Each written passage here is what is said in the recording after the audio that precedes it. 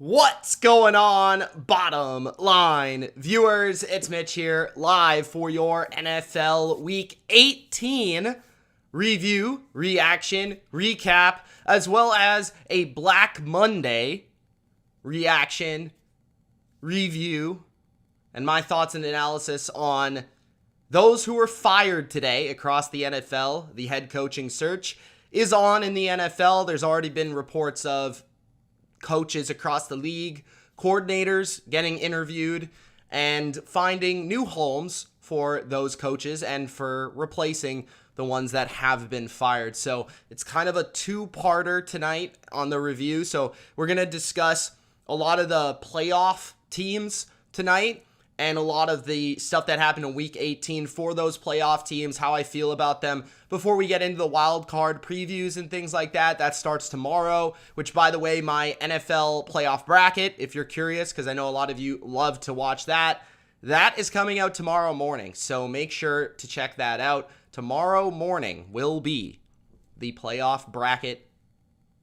So I'm not going to give my predictions. Don't even ask me, Mitch, who's going to the Super Bowl? Mitch, how far is this team going? Bro, leave me alone. Watch that video. Watch that video. But I want to focus on my thoughts at the moment, and also those coaches as well. So before we get started, guys, make sure that you do Gronk, spike that like button.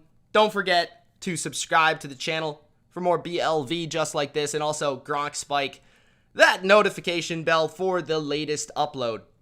Last night, we had arguably the greatest NFL game of the season between the Las Vegas Raiders and the LA Chargers. I thought that game was phenomenal. I thought that game was exciting. I thought that game was entertaining. And honestly, I want to give a shout out to my guy Lenny. Lenny was on the live stream last night. He joined me. Alongside me, we saw the greatness of the Raiders live in person. And he made this intro. So, because the Raiders have made the playoffs, I'm going to play the BLV intro for Lenny. The Raiders are in the playoffs. Let's go. Jones is my favorite quarterback in the 2021 NFL Draft. San Francisco 49ers are legit contenders in 2019. Tom Brady is going to win the Super Bowl with the Bucs this year.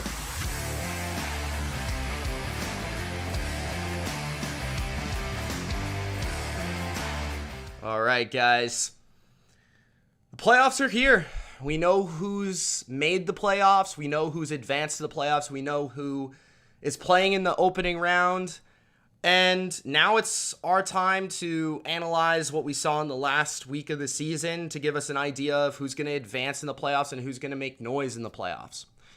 But before we do that, I do want to discuss tonight's game, which was the national championship. And you guys probably were just watching it. We had Georgia taking on Alabama. As many of you probably know, I'm not a big college football guy. I don't follow weekly. I kind of know the bigger teams and some of the bigger players, and some of the bowl games I'll tune into occasionally. The college playoffs I'll tune into. The championship I'll tune into. And honestly, tonight, I didn't watch much of the game. It was on in the background, and I was peeking in on the score and a few plays here and there, but most of the time I was spending making graphics for my playoff videos that are coming out on the channel, and I was doing work while I was watching the game. So I didn't really see much of it, but what I did see was Georgia win the game, and I want to say congratulations to Georgia to finally get the monkey off the back of beating Alabama. Shout out to all those Bulldog fans out there, all the Georgia fans out there. And especially Ultra, of course. I mean, that guy supporting the BLV and being in the Discord, helping me with some playoff graphics as well. And he won big tonight. I think that's the first time he's won anything. So congratulations to Georgia. I know he's a big fan of that team. And then on top of that, I mean, it kind of sucked to see, Alabama kind of play a little bit undermanned in the game. But Georgia, with the great defense and a nice story at quarterback, I know they really spotlighted that. I didn't think they really did a good enough job or enough of a job of spotlighting the defense, to be quite honest with you. Of course, football is always centered around the quarterbacks, but I didn't really think that's why Georgia ended up being the champs this year. But ultimately, congratulations to Georgia. Not much analysis on the game. I'll get into the players that are coming into the draft when we get there in the offseason.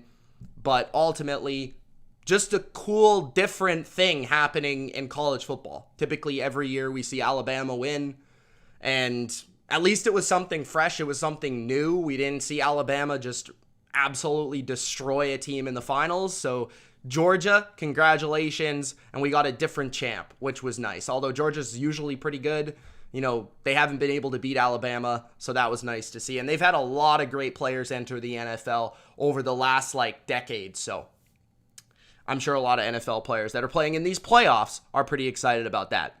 Now, moving on to the NFL, speaking of Ultra, let's get to his Ultra 10 this week. The Ultra Power Rankings. He had the time to give me his top 10 teams entering the playoffs, and this is how he feels, not me, but how he feels. And you can check this out every single Tuesday on Instagram. You can follow us on Instagram at TheBottomLineView, same name as the channel on Instagram. Here we go with the Ultra top 10 teams. All right. So the same number one. It has not changed. The Green Bay Packers are on top. The favorites to win the Super Bowl according to Vegas, and the favorites to win the Super Bowl according to Ultra. And I assume that's the way he's ranking these teams, is in order of how he thinks they're going to do in the playoffs and how far he potentially thinks they're going to go. Packers at number one, Chiefs at number two. Now the Chiefs are the number 2 seed. The Titans are the number 3 seed. We're going to discuss both these teams down the road here tonight and talk about their chances at a Super Bowl. Of course, the Titans are the number 1 seed, and they have the bye, which is an advantage over the Kansas City Chiefs. But Ultra might be looking at the quarterback position, Patrick Mahomes over Ryan Tannehill, which I'm not going to really say that is a bad idea.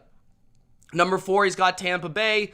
Tampa Bay's the champs, and to be the man, you've got to beat the man. Woo! That's Ric Flair, baby. So at number 4, the Tampa Bay Bucks, and I think they should be higher.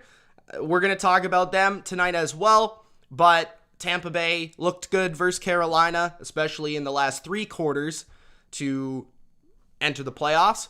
Number 5, the Los Angeles Rams. This is a little bit surprising because we've seen Ultra be kind of overreacting all year long, and all of a sudden he is not overreacting to the Rams losing to the 49ers and keeps them at number 5. Maybe that just says a lot about the teams behind the Rams, but I'm not sure. But I seriously do have questions about the Rams entering these playoffs. I'm not sure they're championship material this year. At number 6, the Buffalo Bills. Very, very high explosive offense. Best quarterback in the AFC entering the playoffs, in my opinion, which gives them an ultimate X factor in Josh Allen. Their defense is also number 1 in DVOA to close the regular season. And I think that gives them a big-time edge on teams like the Chiefs and the Titans because they potentially have the best defense out of those contending teams. At number 7, the Dallas Cowboys. Dallas also, last week of the year, they didn't really play preseason game. I mean, they played a bunch of backups. And for whatever reason, ESPN is going to overreact to that, but I'm not going to overreact to that. I'm going to shoot you straight and say, I have questions about the Cowboys, but I also see a lot of talent on the Cowboys. They're one of the more talented teams entering the playoffs. They've got a great pass rush. They've got very good receivers, a good quarterback, good offensive line. They've got a lot of key elements to a championship team, but I do have my questions about this team and their consistency to show up in the big moment. At number 8, the Arizona Cardinals. The Cardinals feel like a team who might be able to pull off one upset due to Kyler Murray and due to their explosive ability at the wide receiver position and what they've been able to do. But we'll see what they This is the first time Kyler Murray's made the playoffs. Kingsbury's been in the playoffs. J.J. Watt, is he coming back? DeAndre Hopkins should be back. This is a team that, an X factor, an unknown, so to speak, a question mark, I would say. At number 9, the San Francisco 49ers. I'm surprised a little bit that they're on and not off the list for Ultra, because I don't know how high he is on the 49ers, but I know for one that I'm pretty high on the 49ers, and we're going to talk about that here in a quick sec.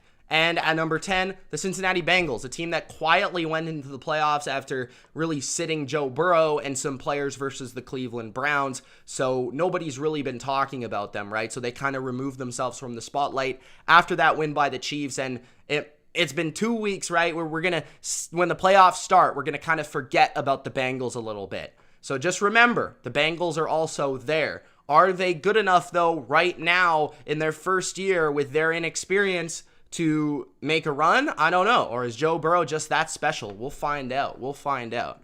So that is the Ultra 10. Let me know your top teams in the comments. And let's transition. Okay. I do want to tell you about something. All right. And this, you might have noticed, if you're watching this on your phone or on your laptop, you might have noticed that there is a little sign besides the subscribe button. And I talked about this on my live streams yesterday. It is the YouTube membership button. So I have a Patreon, okay? And that is where you can get my best bets. But I've also opened up a YouTube membership. And this is specifically for the people that love the live streams and that love to comment and love the engagement and love the live element of the Bottom Line View. So if you want to support me and support the channel, you can become a BLVer via the YouTube membership.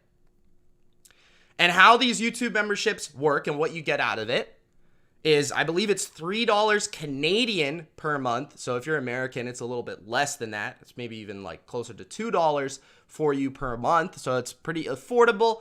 Chip in, help the channel, support my dreams as a creator. That would be very nice. But on top of that, what do you get? What do you get out of this? Well, you get loyalty badges next to your name. So I've made them all myself. I went into my graphic design, making it up, and I'm no specialist, but I do my best. So I got tiers. The longer that you are a BLVer, you get different tiers. Maybe you're a BLV Hall of Famer. Maybe you're a BLV GOAT. Check that out. And Alex says that, or Afix says that it's $3 in American. Okay, so I'm getting a better deal for myself. But regardless, $3, $2. I mean, don't be picky, Afix. Come on, bro. But loyalty badges, you start off as just a regular BLVer. The longer that you go, you get to the Hall of Fame. You get to the GOAT status, okay? And this shows up, this badge shows up not only in the live streams, but also in the comments. So people are going to be like, yo, this guy is a big deal in the comments. They're going to be like, this guy's special. The next thing that you get is you get custom emojis that you can use during the live streams and that you can use in your comments. So I've made a few of them. Like there's one of me, like in that classic San Francisco 49ers game where I go like this, where the Patriots are losing by like 50. So if you want to make fun of me, you can use custom emojis. There's also like a Gronk spike the like button one, so check that out. There's members only live chats, so this is going to become a thing, especially throughout the off season. I might just make a video. I want to go live. I want to do a quick video, but I'm just going to make it members only, so it's not all cluttered in the comments. So if you are a member, a YouTube member, you'll be able to comment and ask me a question, but others won't be able to if they're not a YouTube member. So it's definitely worth it for that if you like to get that feedback from me or ask me a question throughout a video. You'll also get priority replies to comments. So I'm first going to reply to your comments before anyone else because you have that badge and because you are a BLVer. And then the last final thing is every month you'll get status updates from me on what's going on with the channel, what I'm making, especially throughout the off season. This will be very fun because I'll probably be like posting maybe like different scripts that I'm doing or different ideas for videos, or maybe even ask you guys what type of videos I should do. So that's definitely something to check out. But all of that is in a package for the YouTube membership. Check it out. It is the big button beside subscribe. Wanted to shout that out real quick so that you guys know what it is and you guys know what you're getting. But you can now sign up, and this will immediately be in effect. As soon as I go live the next time, you'll have the badge, you'll have the emojis and all of it. So check it out. And we've got a who do you have going to the Super Bowl question. You probably weren't here, Tony, earlier. I am not giving my Super Bowl predictions until tomorrow. That's when my bracket comes out, so check that out, Tony. I'm sorry to shut you down, but that's just the case, bro. I got it. You got to tune into that video. All right. The Rams are still contenders. We want to kick it off with the Rams. So the LA Rams lost to the San Francisco 49ers in a game where they tried. Okay, they played. They went all out. And why did they do that? Well, for one, they didn't want to play the 5 seed because we figured, okay, the Cardinals, they're going to be a lot better than what you're going to see in the 6 or 7 seed because we don't even know if the 49ers are going to make the playoffs, right? And that was a big deal because the Cardinals, you'd rather play the Saints or the Eagles than the Cardinals, right? You'd rather play those guys than Kyler Murray. So the Rams were trying to get that 3 seed or 2 seed potentially, right? And it was a big deal for the Rams because the 2 seed's a big deal because in the divisional round, if you win the first round, then okay, let's play Tampa in LA instead of in Tampa where Tom Brady's got the fans at 0 level so that he can just call the plays on the fly and he's just wizardry Peyton Manning stuff. So you want to avoid that. So that's a big deal for the Rams that they lost this game. All on top of that, they wanted to eliminate the 49ers because the 49ers they can't beat them. The Rams can't beat the 49ers. So they wanted to eliminate them in the playoff field so that they never had to see their asses again. You know? So the Rams, are they still contenders? They went all out to win that game. And in my personal opinion, my humble opinion, the LA Rams are absolutely not contenders this year. And I'm going to say that straight up. I like Matthew Stafford. You guys know this. I've always been a Matthew Stafford guy. I was a Matthew Stafford guy before Matthew Stafford guys. But on top of that, I was an OBJ guy before OBJ guys. Okay? I like Sean McVay. I think LA is cool. I like the jerseys. But there's something off about this team. I don't get the toughness from this team that I want to see from a Super Bowl team. I don't get the punch at the line of scrimmage that I see from a Super Bowl team.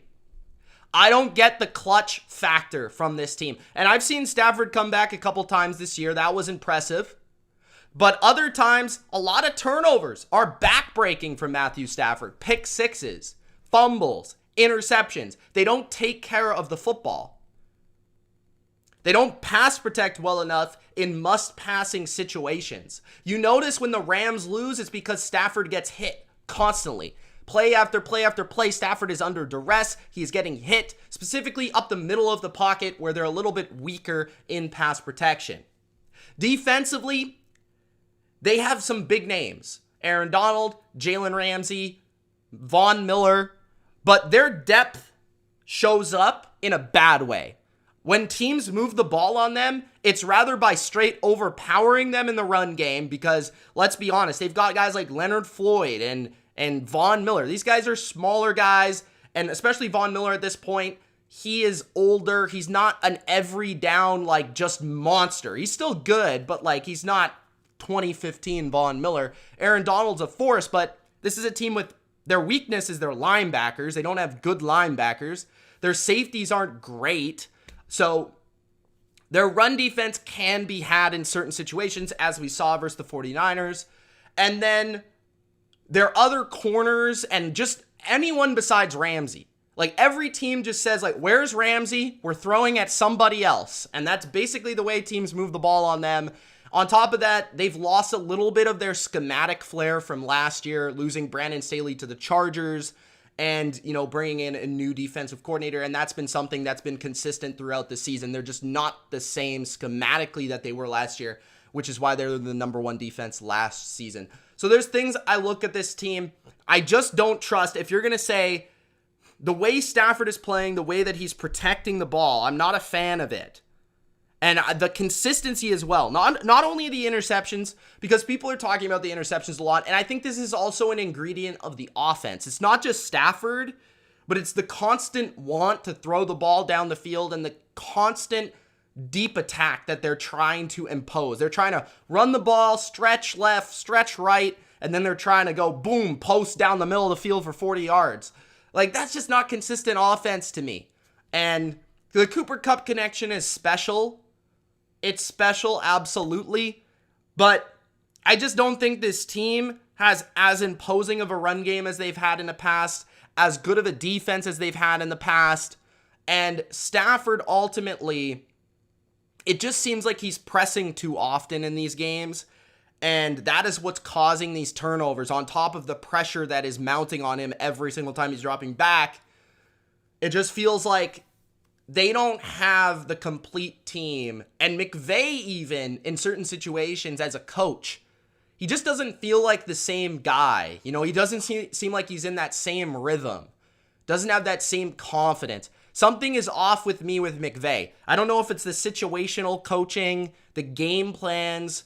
It just feels like people have somewhat figured him out from a couple of years ago, where it felt like the guy was unstoppable from a coaching perspective. So the Rams are a team that I just don't think are contenders. Do I think they can win 1 or 2 games? Yes, but I would be genuinely surprised if they made the Super Bowl. I just don't think they consistently put it together. I think they show a lot of flashes, but those flashes don't consistently combine into a team that is going to be able to win 3 to 4 games in a playoff run. They could be really good. We've seen them play amazing in certain games and certain moments, but it's just too up and down for me. All right, so that's my take on the Rams. Next, we've got to talk about my New England Patriots, guys. If you haven't already, make sure you do Gronk, spike that like button. Subscribe to the channel if you are new. I realize it's very late on the East Coast, but I wanted to do this after the national championship because I understood that a lot of people wanted to watch that game and probably were going to not watch me live. So appreciate everybody watching this after the fact as well. Let me know in the comments what you think. So is there any hope left for New England? So as I'm sitting here having to make my playoff predictions, having to put a gun to my head and say, in the most simulations, and this is the way that I break down my picks, there's a few things. One, where's my trust level with the quarterback, the coach, and the team? And then I combine everything that I believe that is important to win games in January, to win games in these clutch moments. And I believe in line of scrimmage play. I believe in offensive line play, specifically pass protection. I believe in the ability to rush the passer. I believe in coaching. Coaching's first and foremost. If you don't have coaching, then you're nothing to me. I don't care. You're at the bottom of the list. And coaching on top of leadership is very important. The details in January matter the most.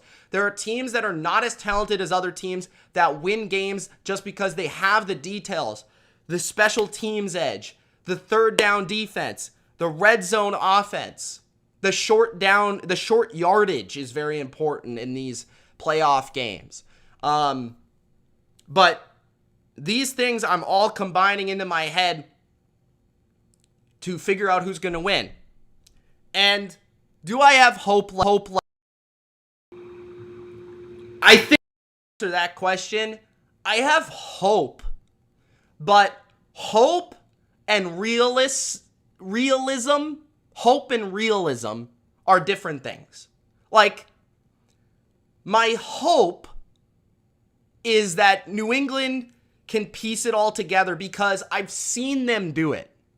Like, being a Patriots fan this year, to me, has been way more frustrating than I ever would have thought it would have been.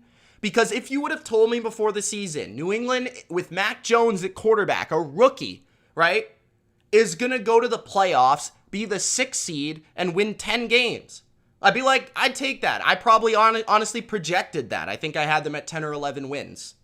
But I also thought that Cam might be in there for a little bit of the season, to be honest with you. But regardless of that, they make the playoffs with 10 wins with a rookie. I'd be very happy with no expectation to do anything in the playoffs. But there's been moments, there's a couple things with New England here that has made me frustrated. So for one, I see this team in moments be dominant. Even statistically, when you look at them just on the surface, right? They're a pretty darn good team. They're both top 10 in offense and defense. In DVOA, they are number 1 in scoring drives and number 1 in scoring drives allowed, according to Pro Football Focus. So statistically, they've been really, really good. And they've had a run of major success where they were dominant. Like, they've won games this year where they scored 50 points, right? So there's games that make me see the potential of the team. And then there's other games where they just flat out stink. They flat out come out and there's no desire to win. The details are off. The coaching doesn't feel the same. They're making mistakes. There's turnovers. There's special teams errors.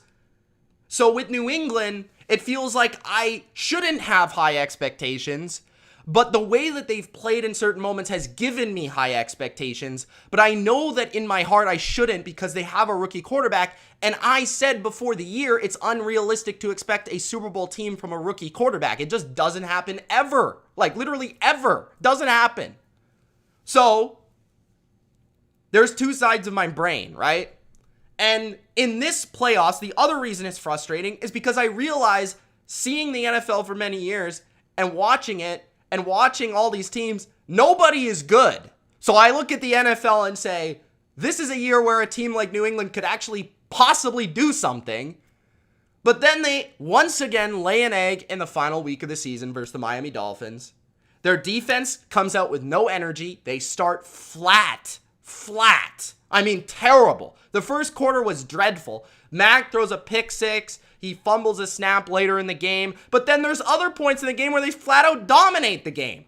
They go on a run, multiple touchdowns in a row. Like, they've had these games in the last couple weeks versus the Colts, versus the Bills, versus the Dolphins where they just flat out look like a pretender. But then there's even moments within those games where they look like a contender. They're such a weird team. So that's why I look at New England and I say, if they could beat Buffalo, they could actually go on a run. But I wouldn't be surprised if they get blown out. So, like, I'm looking at this week saying, they actually, on paper, match up very well with the Buffalo Bills. There is the potential to go to Buffalo, the third time playing them, Bill Belichick having a third chance at a game plan, seeing that offense unveil all what they did in the second game and be able to respond to it. The run game edge that you have over Buffalo. The potentially bad weather that could exist in Buffalo that would help you win that game. There's so many things that are telling me, like, yeah, they should realistically have a chance. But seeing them lose to Miami, lose to Indy, lose to Buffalo, I'm like, I can't pick this team. And the thing about this team is I can't pick them, and it's because of the things that the Patriots usually do well. What do the Patriots usually do well? The details. How did New England win the championships? The details. They're turning the ball over. They're going off sides on special teams plays. They're taking stupid penalties on fake punts. They're going offside. Like, missing assignments. Like, these things for the New England Patriots don't exist in my life. This is what I was saying even last year about this team and how I was preaching about why I hate watching the Bucs. Because the Bucs are like sloppy and New England is like this machine, right? But New England actually stinks, but the Bucs have all this talent. New England, I have never seen a Patriots team blow so many special teams assignments in my life. It's been ridiculous how this team has been terrible on special teams this year, other than Nick Folk, who's the best player on the team. But other than him, like, this team just frustrates me. So for that very reason, could I see them piecing it all together? Mac Jones plays great. Yes, I believe in the talent. I believe in the coaching. I believe in what they've got, especially in a third game versus a divisional rival. But can I realistically, with a gun to my head, with what I've recently seen in the last month, can I actually say that this team, the way they're playing, as sloppy as they're playing, is going to beat Josh Allen in his building? No, I can't pick that. I can't. So this is a spoiler. I'm not picking New England. Okay? I'm not. I have given up on the Patriots. They've got to prove it to me. They've got to prove it to me. Bill Belichick's got to prove it to me. Mac Jones has got to prove it to me. This defense has got to get their heads out of their asses. They got to prove it to me. Jake Bailey's got to have a good punt for once. They've got to prove it. I am done. These 3 games have drove me nuts. I am done picking the Patriots until they prove to me that they will win versus a good team without effing it up. Because this is my problem. It's not that they've been out-talented, that they've been out-skilled. They have effed it up time after time after time. That's what happened versus Miami. That's what happened versus the Colts. Stop. Stop making mistakes. You're better than this. I'm done. I need you to prove it to me. If you prove it to me, I'll be back on the bandwagon, of course. But I cannot go into the playoffs and expect the Patriots to win the way that they are playing. That, as an NFL content creator, whatever you want to call me, I cannot be honest with you guys and pick the Patriots. That would just be biased. And I've told you numerous times, I am not biased. I pick what I honestly think is going to happen. Right or wrong. Okay? And right now, I can't say, and I'm even cracking up right now, I can't say honestly that the Patriots are going to beat the Bills. Can I see it? Yes. Yes. I've seen it this year. But I can't pick it. All right. Oh. Sorry, my cough came back. Go home. Go home. Get to practice. Boston Sports Talk called me a fake fan for telling him how it is. Appreciate you. Thanks for joining. If you haven't already, Gronk spiked the like button. Let's talk about this guy. Okay? We talked about it last week. I talked about it. Why is Tom Brady not MVP? Literally makes no sense. It literally makes no sense. They've already put Aaron Rodgers' name on the trophy. He is already the NFL MVP. Yet it makes 0 sense. 0. Guys, I saw a stat today that I was dumbfounded, and I gotta pull it up on my phone. I was dumbfounded by this stat. Look at this.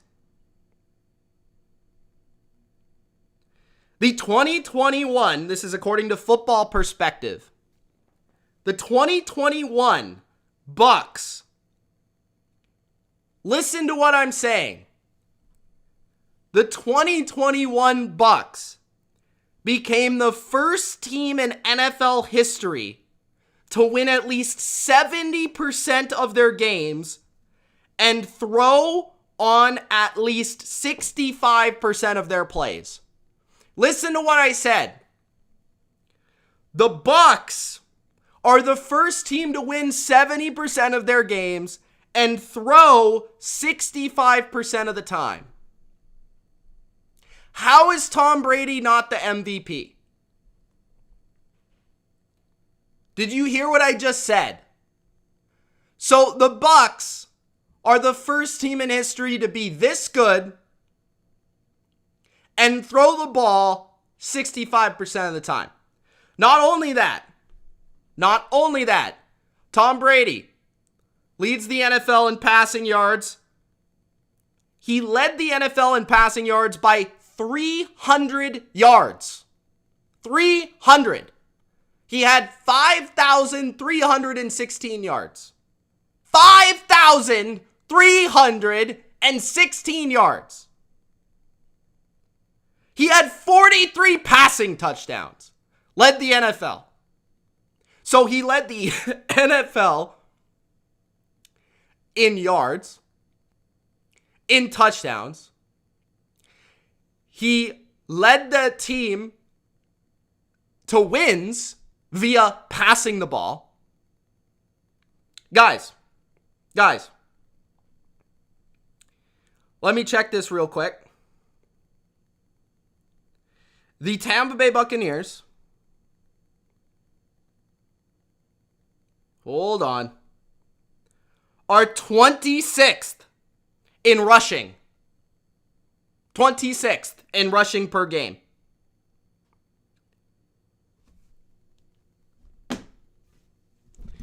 They lost Carlton Davis, Sean Murphy-Bunting, Jamel Dean,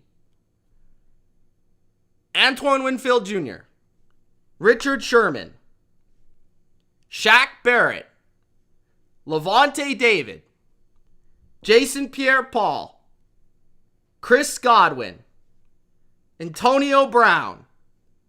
Bro, they lost like 90% of their team at some point or other.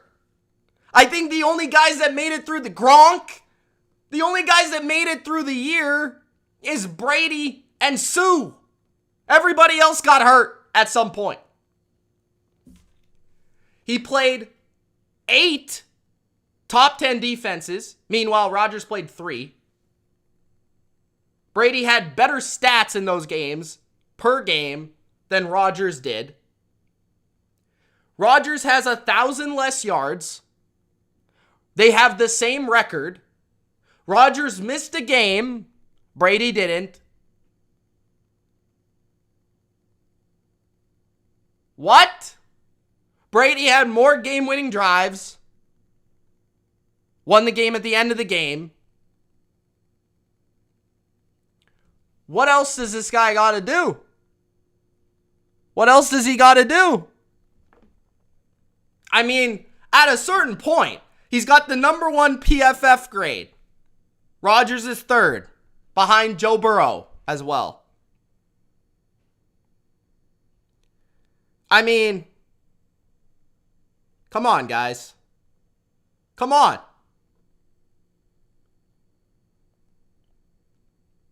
You tell me, why does Rodgers deserve this award? Because he's got a better passer rating? Because he throws the ball less? What, Rodgers throws the ball out of bounds, so he's got less interceptions? Rodgers got more yak. Rodgers has got less air yards. What do you want me to say? Brady plays with a worse coach who in some games is borderline incompetent. Rodgers plays with the most open receivers in the league. Fact. Rodgers got the best receiver in the league. Fact. Rodgers plays the Detroit Lions twice. Fact. Rodgers played the Saints once. Brady played them twice. They all lost 3 games. Is that the difference? Rodgers played the Saints once and Brady played them twice. Is that the difference in the MVP? What? So the most valuable player, don't give me, guys, this is the biggest problem I have with this most valuable player. Most valuable player. Aaron Rodgers missed a game. Yes. Did they lose? Yes. They played the Kansas City fucking Chiefs and lost by 7 points. If Blaine Gabbert played the Chiefs, they'd lose by 25 points, not 7 points. Are you kidding me? Bro, this guy played the Kansas City Chiefs in Arrowhead and lost by 7. Are you serious? So we're talking about Aaron Rodgers' most valuable player. On top of that, Brady threw the most and is the only player to throw this amount to have this amount of wins. He had 4 wins with 50 plus attempts in a game. That's not even human. That doesn't even make sense. Bro, Blaine Gabbert? Are you kidding me? This man just said Blaine Gabbert's better than Jordan Love. And everybody's argument in the chat is that it's just deal with it. Deal with it. Deal with it. Deal with it. Deal with it. Bro, that's not an argument. So you can't argue it. It's all it is Brady hate. All it is you're tired of Brady. You don't want to give him another trophy. You don't want to give him an award. Well, you know what's going to happen? If you don't give him this award, he's just going to win the other one. You know what I'm talking about? If you don't give him this award, he's going to win the other one, Durkant. Durkant, you've got to sacrifice the MVP or he's going to win the other one.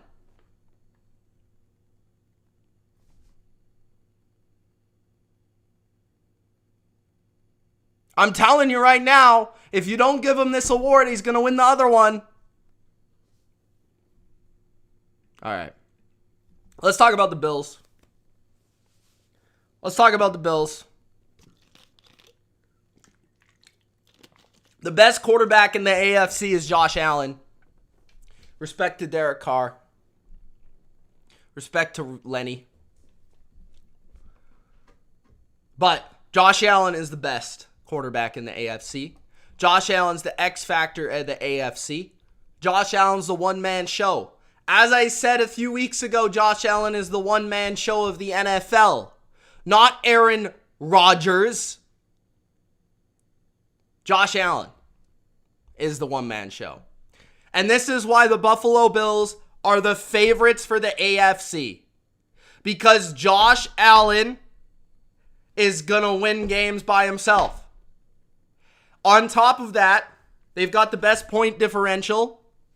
They've got the statistically best defense. They've got very good coaching on both sides of the ball. And they've got a deep receiving core. I think the Buffalo Bills match up really well across the board. And I think the Bills, as long as they beat the Patriots, because that might be their most difficult matchup, is the Patriots, to be quite honest with you. As long as they beat the Patriots, I think they're going to go to the Super Bowl. They're going to beat the Chiefs. They've got a better defense than the Chiefs. The Chiefs' defense is horrendous. They're not going to be able to cover the Buffalo Bills like they did last year. They can't. They can't play this man coverage and roll up and play Stephon Diggs and expect to win the game. They're going to allow 42 points. I'm just telling you right now. Mahomes isn't playing at that same level. Allen is playing better. He is. He is. I think the Bills can go on a run this year. Who knows? But they're my favorite because they've got the best player in the AFC. And they've got a steady defense. The one that I believe in the most, besides, I would say, probably my Patriots, but they're unfortunately on a team that has N'Keal Harry at wide receiver. And I like the coaching. I think the experience of last year helps them significantly. I think if they play a team like Tennessee, those corners can't match up with the Bills. The Bills only lost to the Titans because Josh Allen face planted on a quarterback sneak. That's the only reason. The only reason. I'm telling you. That's the only reason. What else they got to do? They're going to beat the Bengals. I mean, the Bengals, I'm sorry. The Bengals aren't, no. No. Don't give me the Bengals. I just don't trust the Chiefs defense. I trust the Bills defense more. And I think Josh Allen is outplaying every quarterback there is in the AFC. I think this AFC is weak. This AFC is weak sauce. And I don't have any faith in a complete team this year. So I'm going to take the biggest X factor. I'm going to take the best player. I'm going to take Josh Allen. Gun to my head, I'm taking Josh Allen. Not my homeboy. Not King Henry. Not Joe Burrow. Not even Daddy Derek Carr. I'm taking Josh Allen. That's who I'm taking right now. So, spoiler, I'm taking Josh Allen. Period. Next.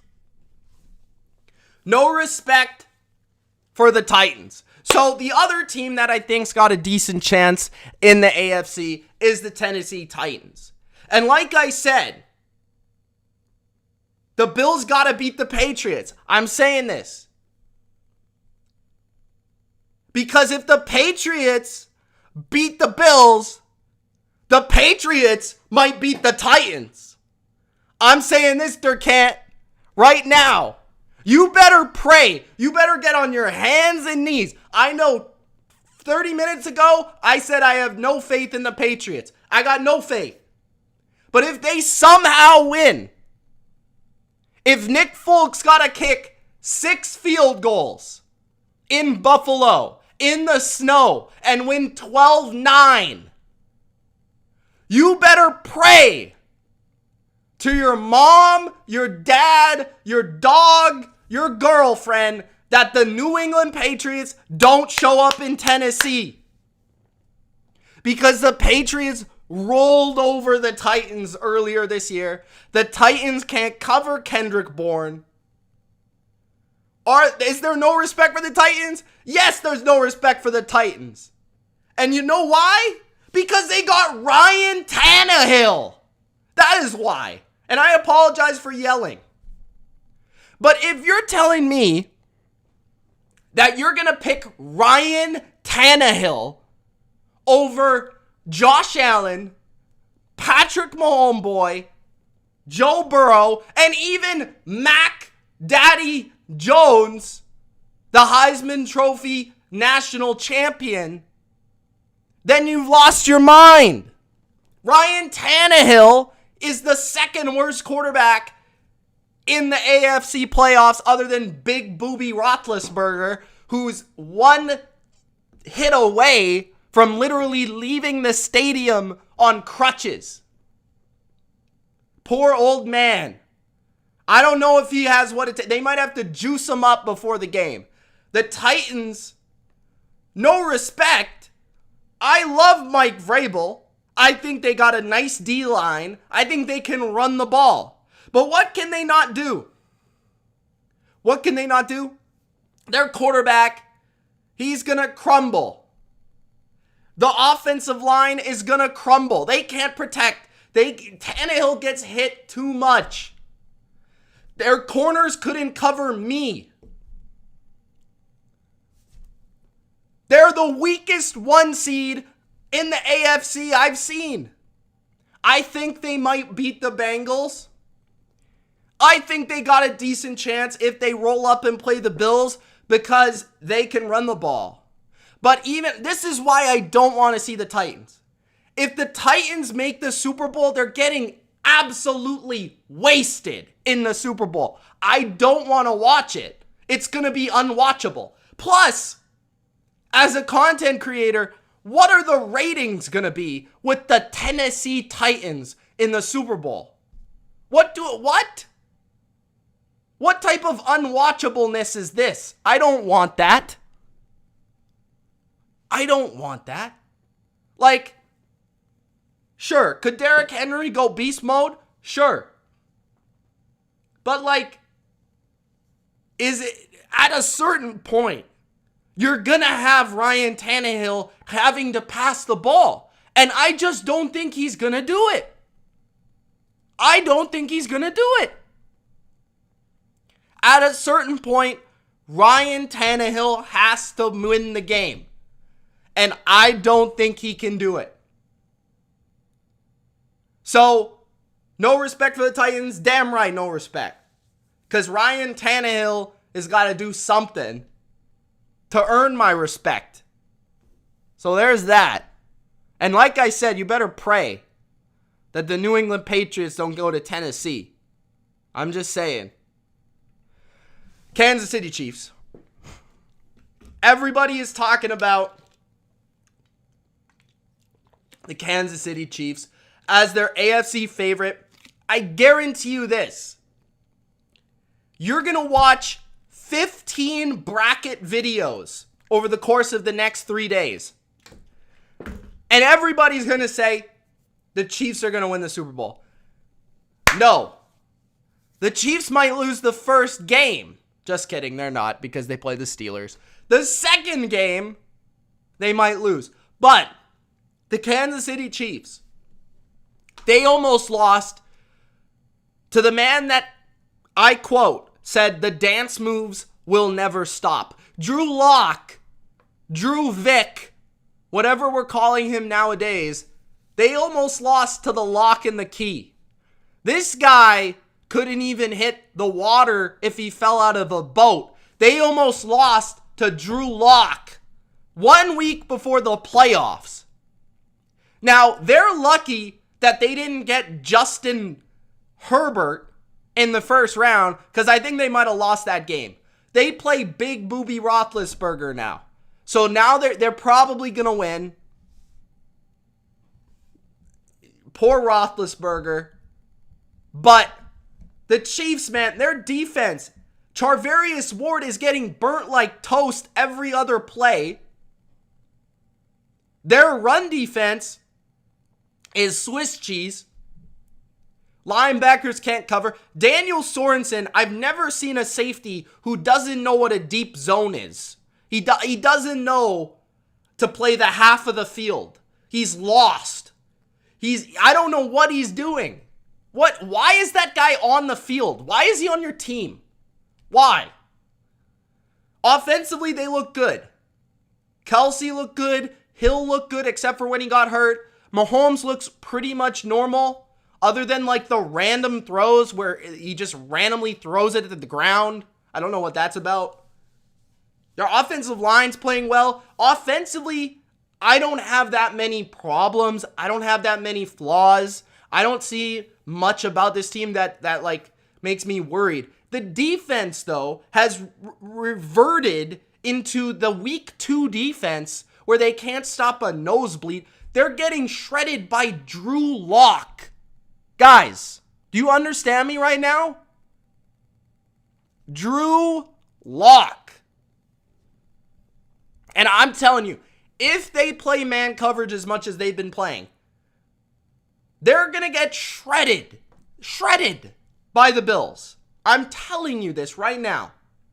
If they play the Bengals again, the Bills again, if they play Tannehill, maybe they'll get away with it. But if they play those guys, they're toast. I'm telling you right now. Next. Okay. I don't even know where to go with this one. Can someone please explain how the Colts lost? The Colts had a playoff appearance right on a silver platter. The NFL said, here you go, Colts. You've got the Jacksonville Jags. Guys, do you understand how bad Jacksonville is? Jacksonville is so bad that they lost to the Patriots by 50. Not only that, their fans rolled up to the stadium with bags on their faces looking like clowns. The Jacksonville Jags dressed up as clowns. Their fans openly admit that their team is a clown show. That their team is literally a circus. That is how bad the Jacksonville Jags are. And they beat the Indianapolis Colts. Carson Wentz, and I bet after the first quarter when the score was like 1,000-0 for Jacksonville, everybody tuned out of the game and said, oh, this game's over. Carson Wentz not coming back. Carson Wentz, I was watching this guy. He was throwing 5-yard out routes 15 yards out of bounds. I've never seen something like this in my life. He was horrific. He was so bad. I wanted to cry. I felt bad for Colts fans. Carson Wentz was so bad. Like, I think he had one of the worst performances I've seen from a quarterback with the game on the line, the life on the line, the playoffs on the line. He was so bad. It was unbelievable. He's throwing the ball at the dirt. He's throwing the ball out of bounds. He's sailing the ball over people's heads. He's holding on to the ball, running in circles. He's so bad. He was so bad. I don't know how to explain it anymore. And I feel bad for Frank Reich because Frank Reich is, I think, one of the best coaches in the NFL. Poor Jonathan Taylor ran for like 15,000 yards this year, and they didn't make the playoffs. How do you lose to the clowns? They dressed up. Guys, there's pictures. They dressed up as clowns. They lost to the New England Patriots, who can't beat Tua by 50 points. Guys, the Patriots lost to Tua. Come on, man. This is Carson Wentz. They thought he was the savior. They thought he was the second coming of Peyton Manning. They thought he was Johnny U in his prime. Bro, Carson Wentz he was so bad. Like he was worse than Jake Fromm. I couldn't watch it. It was, and the Jags like beat them. Like, this wasn't like they lost on the last play. There's a fumble. They lost because of a fake punt. Bro, they lost the game because they lost the game. They literally got beat down. They were never even in the game. It was over from the start. This is guys, the Jacksonville Jags, I literally said on the BLV versus Consensus, they're one of the worst teams I've ever seen. They are so terrible. And they beat the Colts. The Colts had to win to get to the playoffs.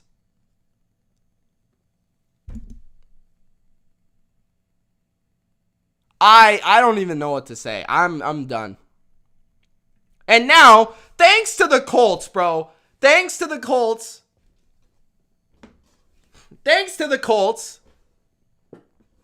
I've got to watch this team. I've got to watch the Pittsburgh Steelers. Are you shitting me?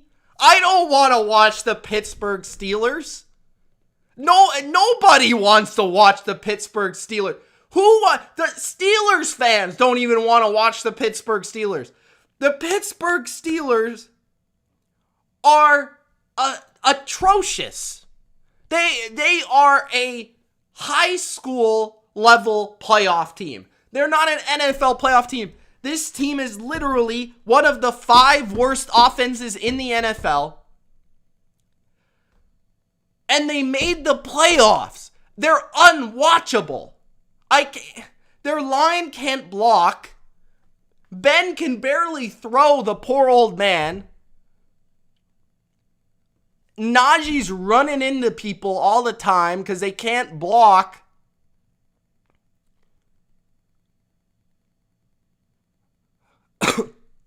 I mean, this team is unwatchable. How am I supposed to watch this team? They are going to lose by like 30 points. The spread should be 20 at least. Like, they lost to the Chiefs earlier this year, and the game was never even close. Like, it wasn't even a competition. I feel bad for Steelers fans who wanted to make the playoffs.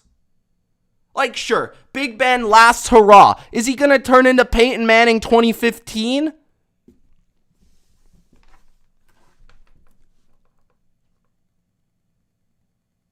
I've got to watch the Steelers, thanks to you. Thanks to you, Colts. It's all your fault. You had one job, Colts. One. All you had to do was beat the circus. One job. You had to beat Jacksonville. You couldn't even beat Tony Khan and the Jacksonville Jags. One job, and you messed it up. Now I've got to watch the Pittsburgh Steelers.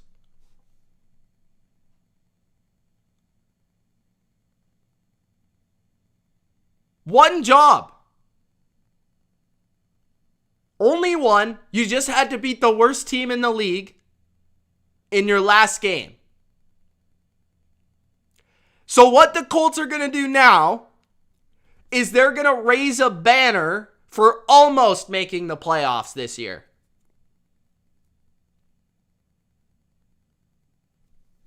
Unbelievable. How does this even happen? All right.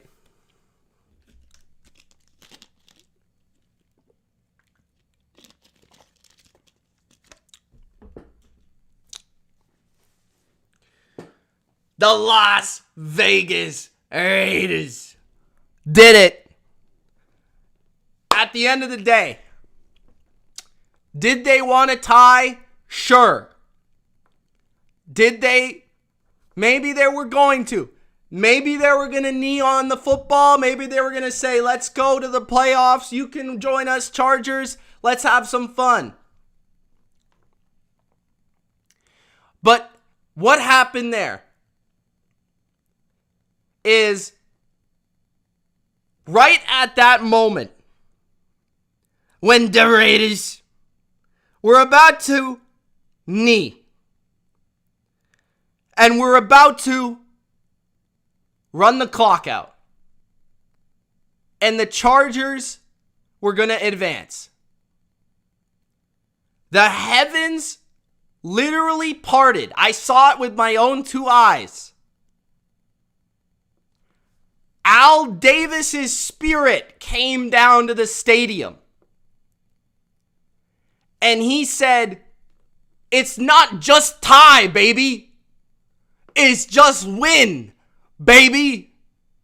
And what ended up happening was Al Davis said, no, we're not tying this game. We're winning this game. So the Raiders go for the field goal, win the game, knock the Chargers out of the playoffs, boot their asses out of the playoffs. Brandon Staley, bro, I liked you. Why? Why do you gotta do me like this? 4th down. What are you doing? It's 4th down and 1. You're at your own 19-yard line and you go for it? What are you doing? What are you doing? What?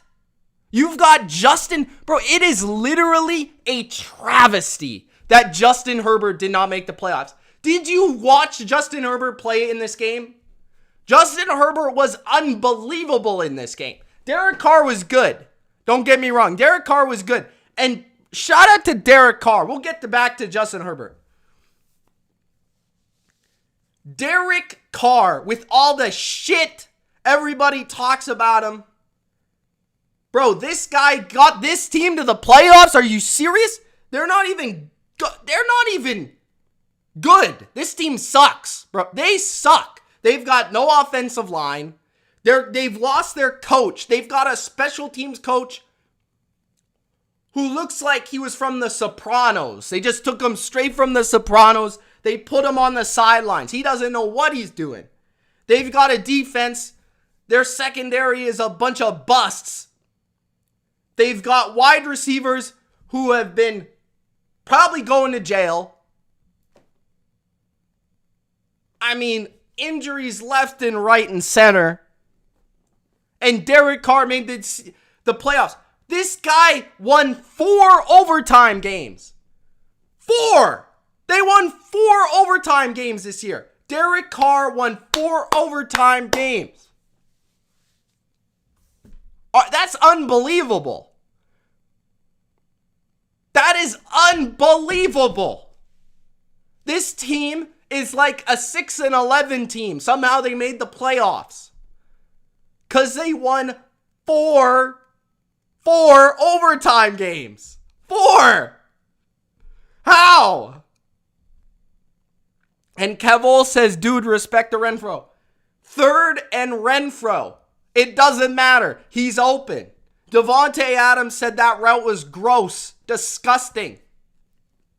Hunter Renfro is a stud. I love him. But Daddy Derek Carr made it. And that is Lenny's nickname for him. And shout out to Lenny. Because the Raiders, we witnessed the greatness last night when Al Davis came down from the heavens, whispered in the ear of Derek Carr, said, no, we're not doing this. We're kicking a field goal. We're winning the game because it's just win, baby.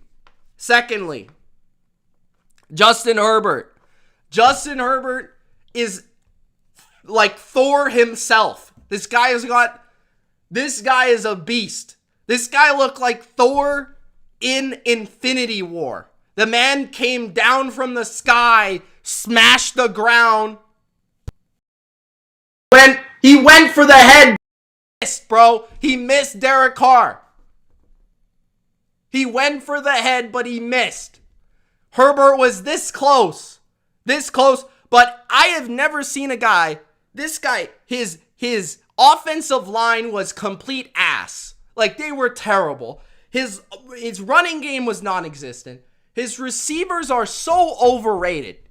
Stop it. Bro, Mike Williams can't run faster than, I don't know, Derek Carr backwards, bro. The guy can't get open.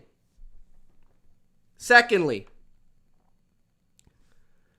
Keenan Allen, where were you at? Where? I didn't see you. Defense sucks. So, Brandon Staley, you go for it, you don't get it. You run a damn halfback dive up the middle of the field. You've got Justin Herbert. At least give me something a little bit better than that. And then, what else you do?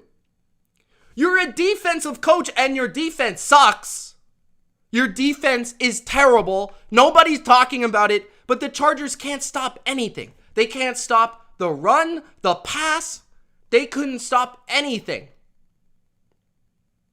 The Raiders could have punted the ball and won the game. I mean, they couldn't stop anything. Their defense is terrible. Their run game, everybody let Justin Herbert down. Nobody was good. Everybody sucked. It was just Justin Herbert running around. This team ran like 20 plays on that one drive that lasted 2 minutes. Like every fourth down. Every fourth down was a conversion. It didn't matter if it was 4th and 84. Justin Herbert got the first down. I don't know how it happened.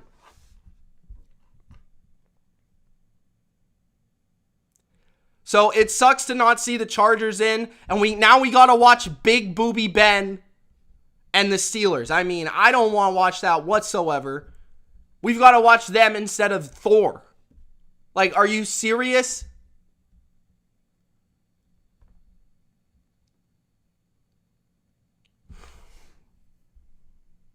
I'm done with this. I'm done with the Chargers. They just Charger every damn way imaginable. They Charger.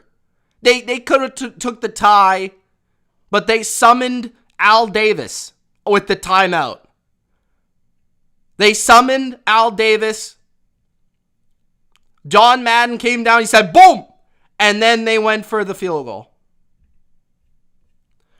Okay, not only was Week 18 insane, but we also had an insane Monday. A Black Monday, as they call it, because it is a dark, dark day in the NFL world where a bunch of people get fired, and we usually say, you know what, that was probably the right decision, and we don't realize that this is literally their job that they just lost a paycheck for. So on one hand, you know, I always feel bad for these guys who lose their job because it's their job, so now they got to find a new job, and they got to make a living. But then, on the other hand, a lot of the times I say, you know, good work. Good work. That's probably a good idea. So, let's get to Vic Fangio.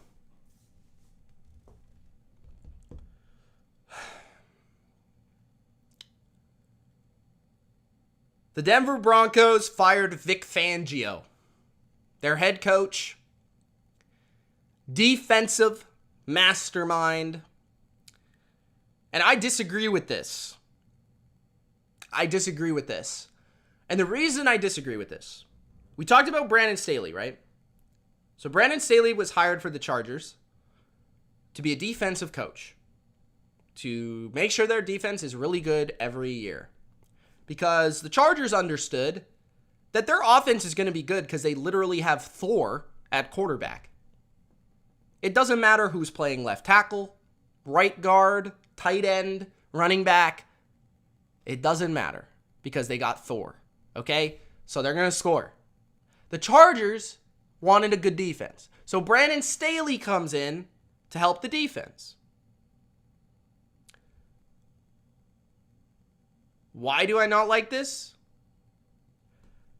I don't like this because Vic Fangio brought the Broncos defense. This is what he's good at. Vic Fangio is a defensive coach, okay?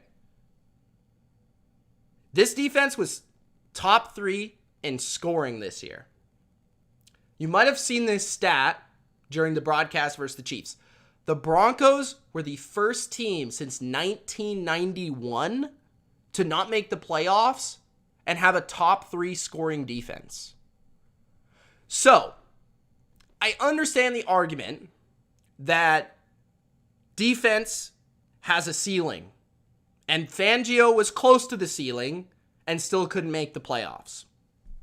That is understandable. But you have to realize is that Fangio is somebody, and I think that the modern NFL, the way that I think of it is, unless you have Bill Belichick or Sean Payton or one of these or John Harbaugh, one of these Hall of Fame coaches, right?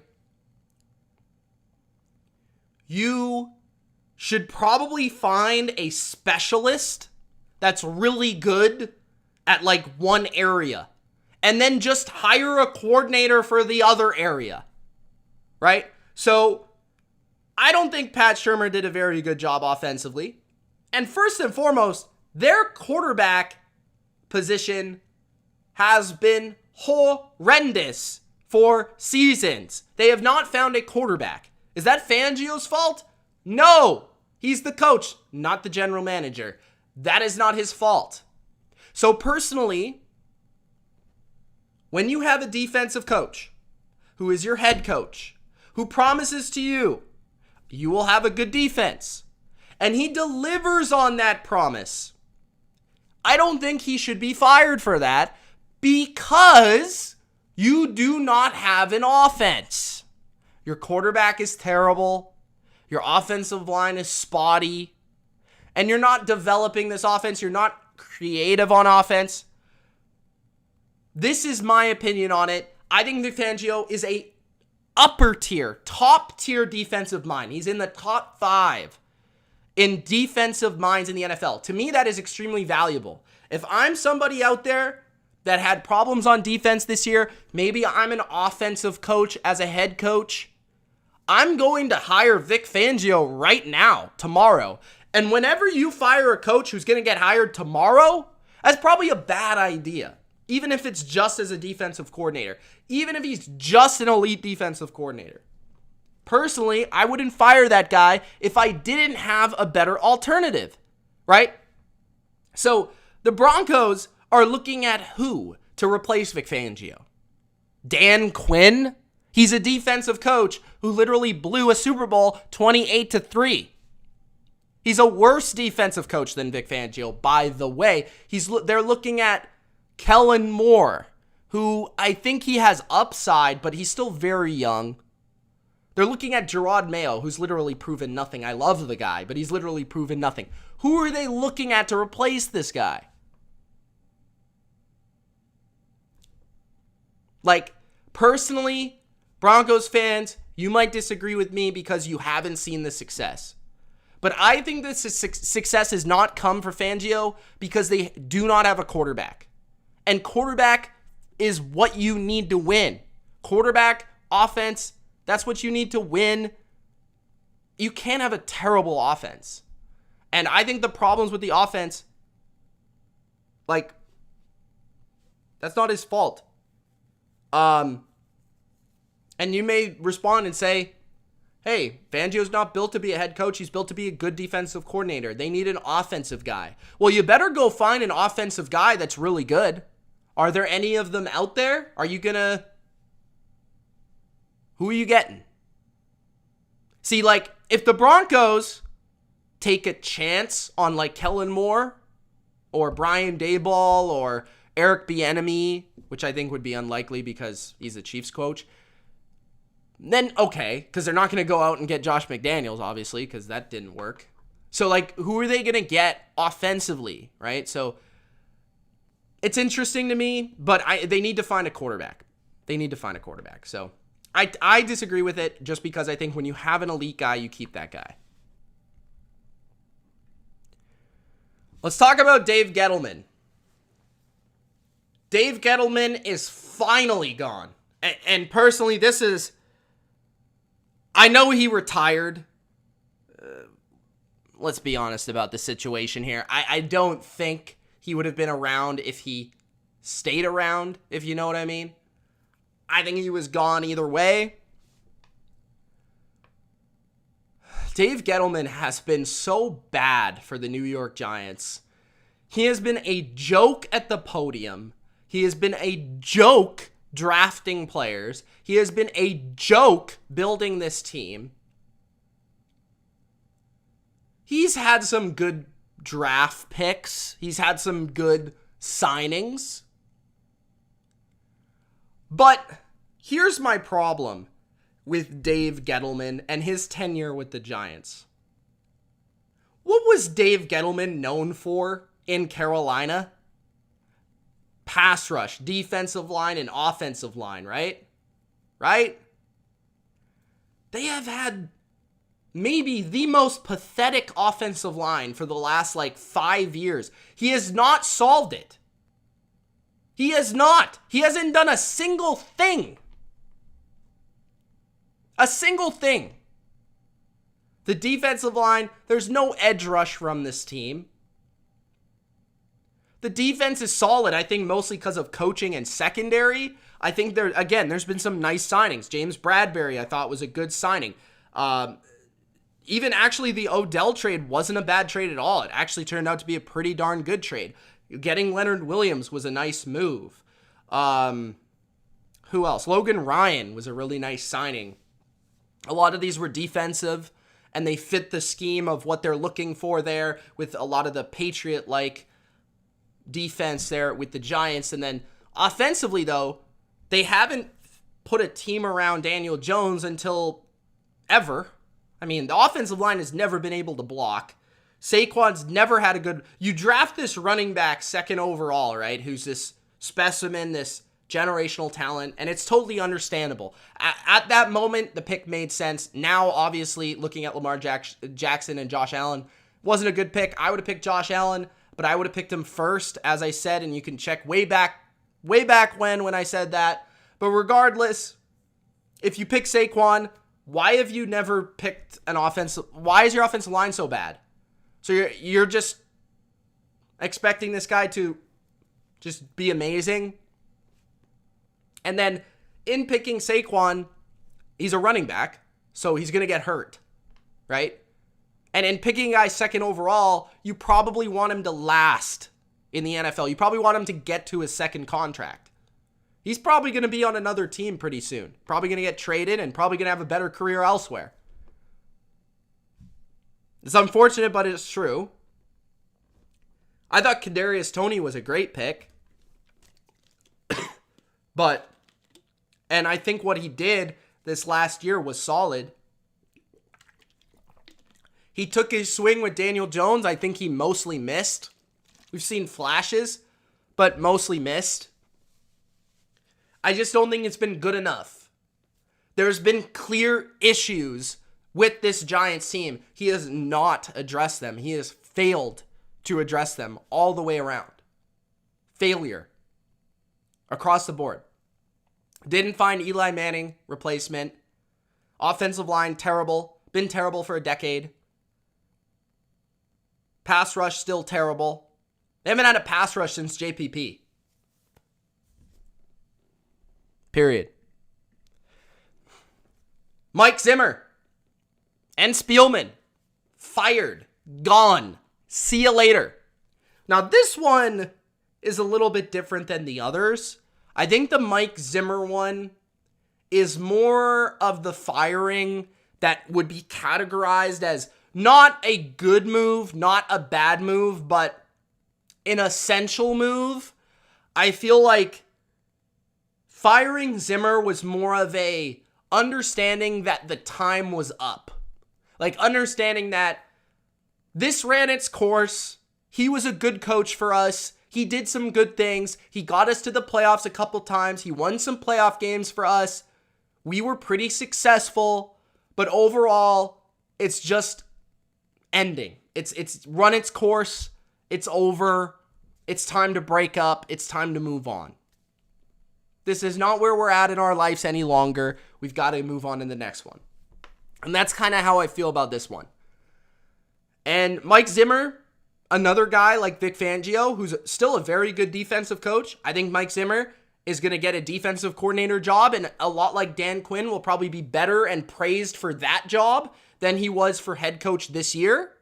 I think a lot of the problems with Mike Zimmer is a lot of the problems I have with Pete Carroll, where it's like he's very old school. He's very stuck in his ways. He's very rigid. He's very conservative. He has a certain vision of how he wants to play. And it's just losing its steam in the NFL. It's just not quite sexy anymore. Right? It's not working the same way it did 10 years ago. And that's what I think about Mike Zimmer. I think he's an excellent defensive coach, especially when it comes to getting pressure on the quarterback, finding ways to manipulate offensive lines, figuring out ways to blitz teams, get pressure, things like that. Very, very good. And he's had defenses across the board, like I said with Fangio, right? You're hiring this guy for defense. You're hiring him because he's a mastermind on this side of the ball. You want a top 10 defense every year. And he's delivered on that until recently. And it was time to move on. I think with the roster that they had, this team was supposed to make the playoffs. They were supposed to make the playoffs. I personally believe they were a playoff team before the year, the way the roster looked, and they didn't deliver on that promise.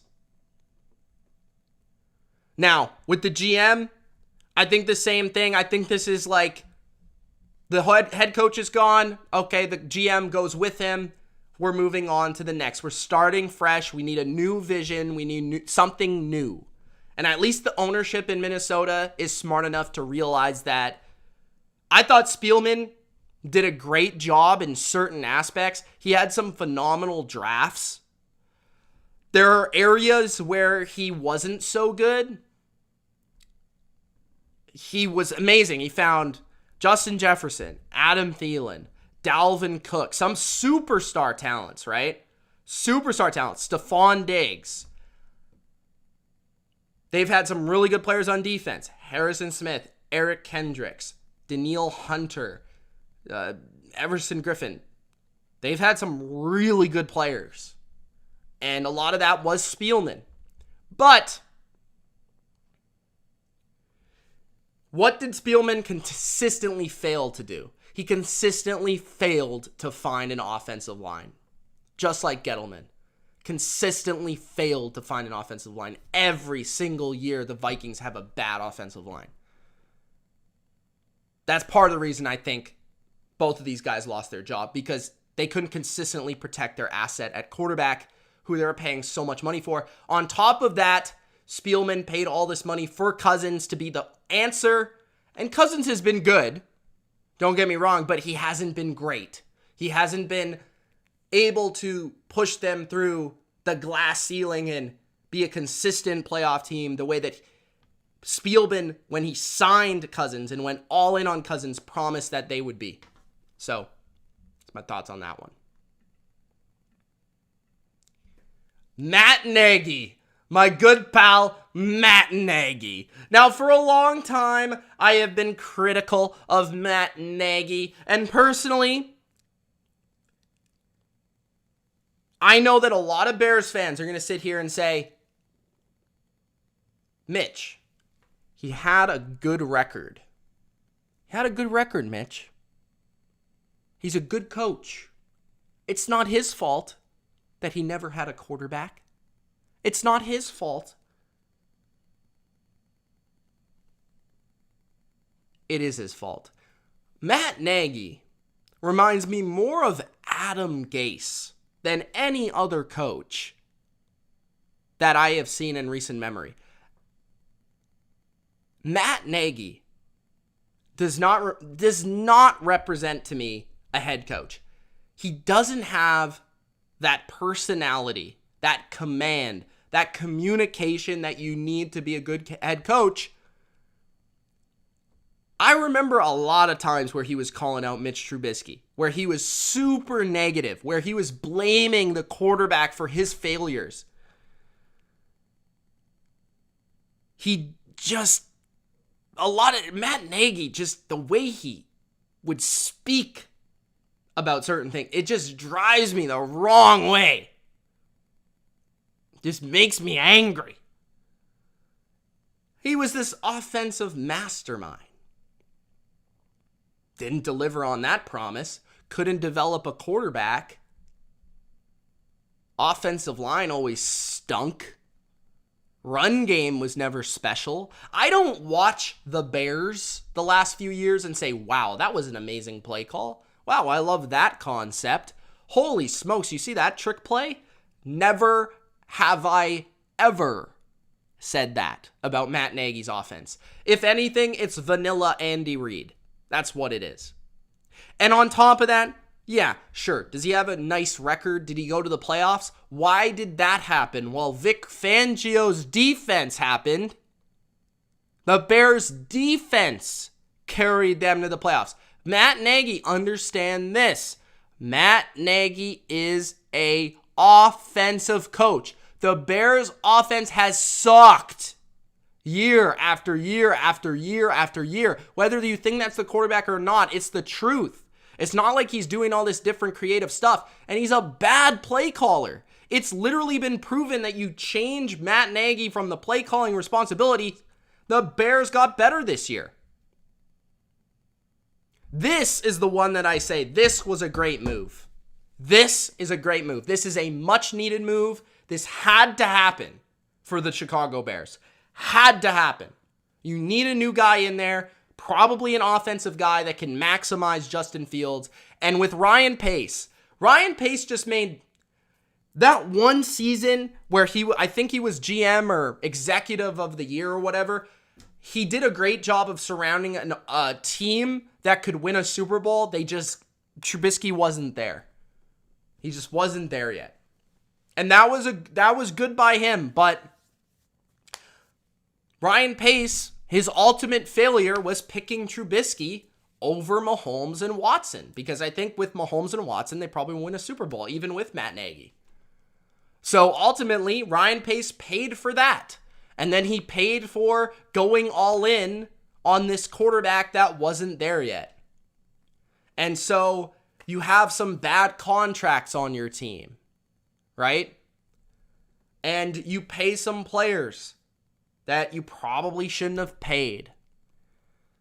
And quite honestly, I look at the Bears roster now and, oh boy, has it fallen apart. It was really good like in 2018. Year after year after year, it's dwindled. It's gotten worse and worse and worse. And there's been some head-scratching signings in that mix. The Bears remind me of that team that is trying to desperately hold on to what they had. They're trying to constantly shore up these signings and fill these holes, but every other hole keeps popping up. And that's what Ryan Pace was doing. Oh, crap, we lost an O-lineman. We got to plug that hole. Oh, but corner's open. Oh, we got to plug that hole. Oh, but safety. Oh, no. D-line. No. Wide receiver. That was Ryan Pace to me. Reminds me a lot of the Canucks, actually, if you're a hockey fan. So that is my thoughts on Matt Nagy and Ryan Pace. And lastly, but certainly and not least,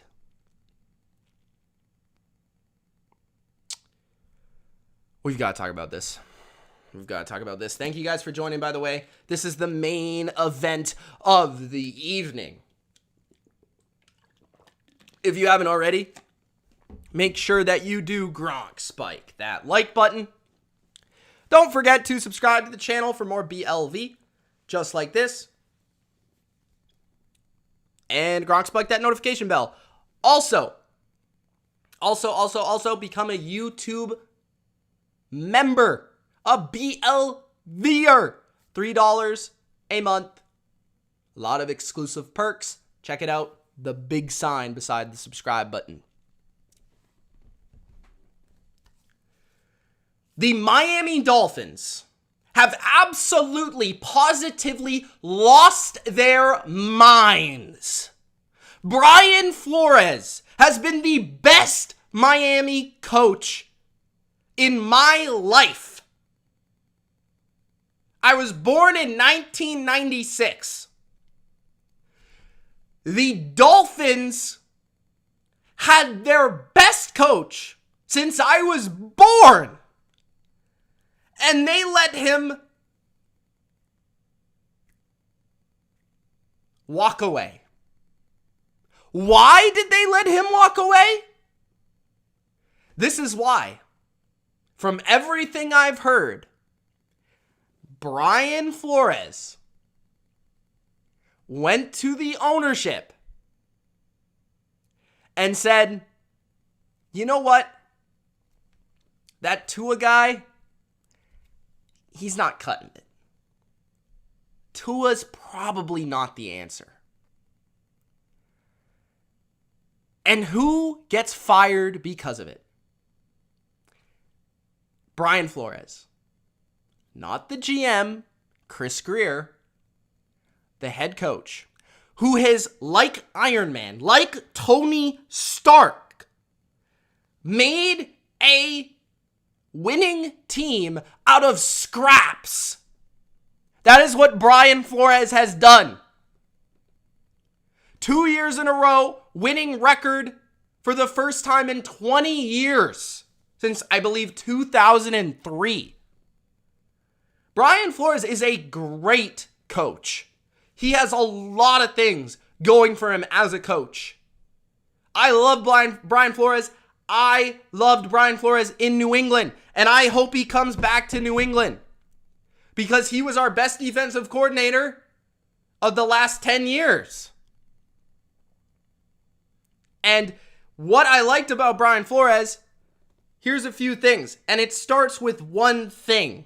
And one thing only. The man is a winner. And here's the problem with the Miami Dolphins. The Miami Dolphins are a loser. And I don't want to hear it. The reason Brian Flores was fired is because the organization of the Dolphins is complacent. They do not want to push the envelope. They do not want to go the extra mile. They don't want to run the hills. They don't want to get down and dirty. They don't want to do the extra. Brian Flores does the extra.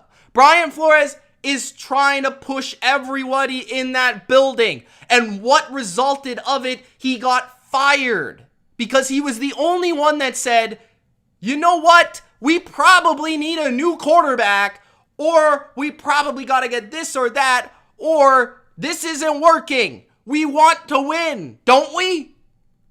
But the general manager and the owner, as it often happens, they're buddy-buddy.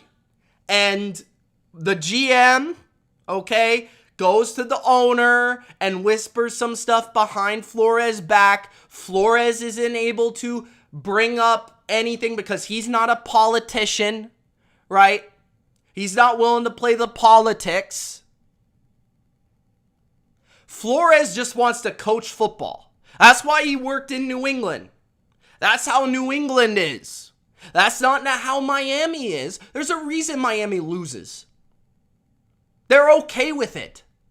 Remember, there's about 5 or 6 teams that want to win a Super Bowl. The Dolphins aren't one of them, and Flores wanted to change that. He changed it in the locker room. He changed it in the culture of the players. You see that in the response of the players on Twitter. From Byron Jones on down, you see that. How they responded to him being fired. They have the utmost respect for their coach. They played hard in the final game versus a playoff team. Brian Flores, as a coach, beat Bill Belichick 4 times. He was 4-2 versus Bill Belichick, including winning games where he was the less talented team in that game with the less talented players. He beat Bill Belichick 4 times. So Bill Belichick is sitting there saying, well, thank you know who, that we don't got to play him anymore because he was one of the guys that could actually beat me. So now, okay, bring in whoever you want. Joe Schmo, we're going to whoop him next year anyways. So bring back Adam Gase for all you want to do. Because Brian Flores actually gave them an advantage over one of the teams in their division. One of the better teams in their division, for that matter. On top of that, Brian Flores is one of the best defensive coaches in the NFL. And like I said with Vic Fangio, Mike Zimmer, that is an asset. I actually thought, and a lot of Dolphins fans might disagree with me, that Brian Flores did a good job with the offensive coordinator hire. This year, I felt like the Dolphins surrounded an offense to work for Tua, given his limited skill set. And I know a lot of Dolphins fans don't want to hear that because they love Tua. The fact of the matter is the guy is never going to be better than average. He simply does not have the ability to be better. The guy threw for 100 yards and they won the game. Does that speak to Brian Flores or Tua? Which guy are you going to go with here? And I think the decision that they made was Tua. And I think ultimately you're going to pay for that decision. That is the wrong decision. Brian Flores is going to go somewhere else, and I guarantee you he will be successful. Why? Because he is a leader. He has the command of the room. He's got respect, and he's a winner. He's got an attitude to him. He is a badass. I'm a big Brian Flores guy. I always have been. I'm standing up for this coach because I think what happened with Miami is an absolute travesty. I think it's a joke. I think it is disgusting because Brian Flores, who is one of arguably the top 10 coaches in the NFL, got fired today because he wanted to win. He wanted to win. Bro, this is like Marvel picking Brie Larson over Robert Downey Jr. What? The Dolphins are a disaster. And this is, they're going nowhere. They're going nowhere. Deshaun Watson, the only reason he wanted to go to the Dolphins was because of Brian Flores. Remember that year 3 years ago? And that's why his record is also deceiving, because 3 years ago when he started, that team was terrible. They won games they had no business winning. So you've had 3 years. 1 year, they were literally the worst roster in the NFL. And they won more games than we thought they would. 2 seasons, they've had a winning record. With subpar quarterback play, with the worst offensive line in football, is that the coach's fault or the GM's fault? They have yet to build an offensive line.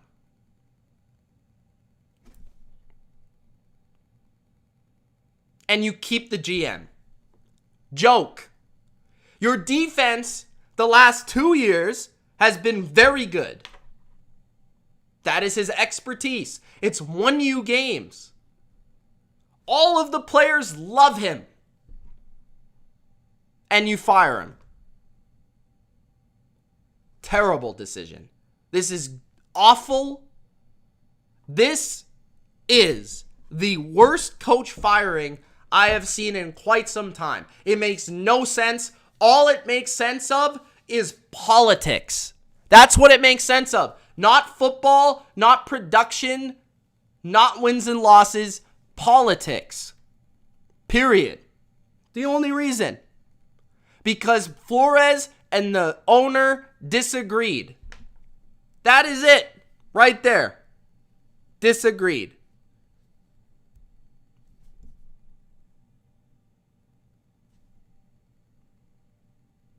So now I know Miami doesn't want to win nothing. That's what I know.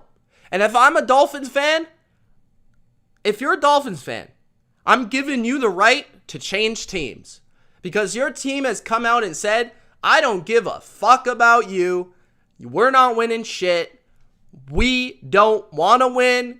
We just fired our best asset in our organization because we want to prove that this quarterback that we picked over Justin Herbert is good.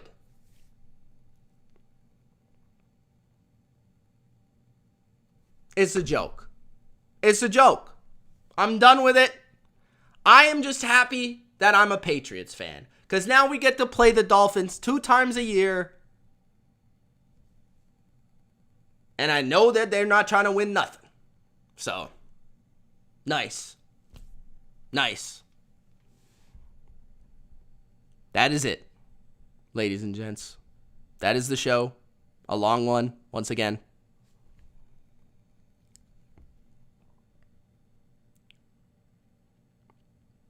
Thank you guys for joining me. Appreciate it.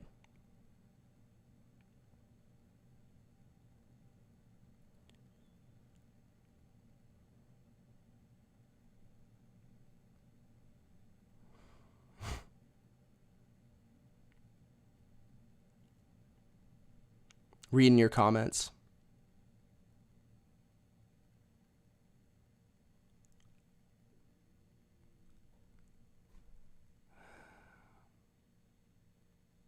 Lenny wants to make Jim Thorpe the Dolphins GM.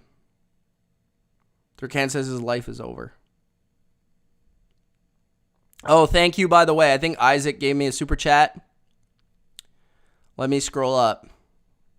I got to give Isaac his shout out. Holy crap, you guys have been commenting a lot. Thank you. Isaac, here you go.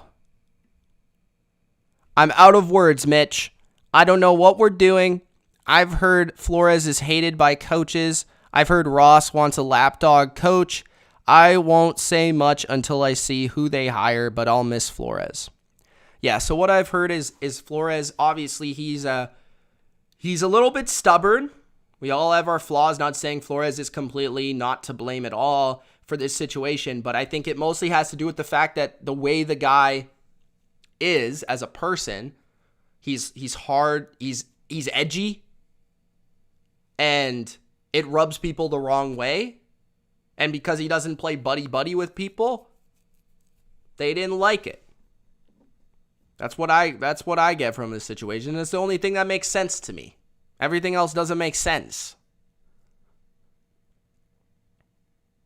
All right, guys. Thanks for joining me. As always, appreciate you.